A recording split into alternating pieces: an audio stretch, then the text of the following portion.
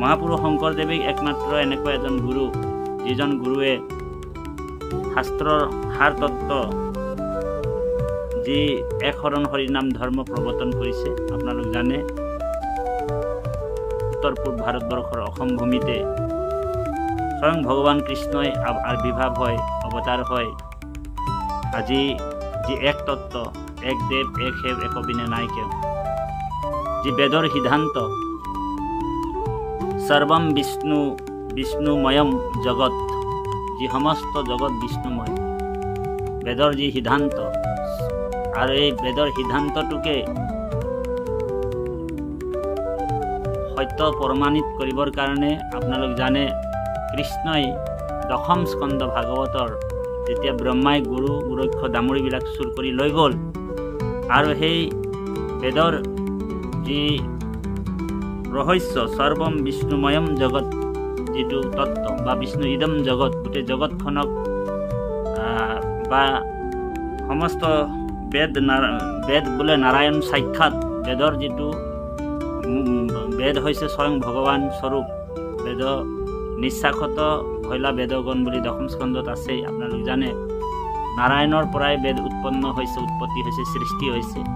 আৰু এই বেদৰ ফুলজৰিত বহুতে মানুহে অজ্ঞানতা ভুল পাহৰি নানান দেৱ দেৱী যাগ যজ্ঞ পূজা পাৰ্বণ কৰি তেওঁলোকে স্বৰ্গৰ কথাটো দূৰেই থওক, মানে এই বৈকুণ্ঠৰ কথা দূৰেই থওক, স্বৰ্গলৈও তেওঁলোক যাব নোৱাৰে, নৰকত বাস হয়, পুনৰ জন্ম পুনৰ মৰণ, এই যিটো চক্ৰ আছে সেই চক্ৰত ভ্ৰমণ কৰি ফুৰে।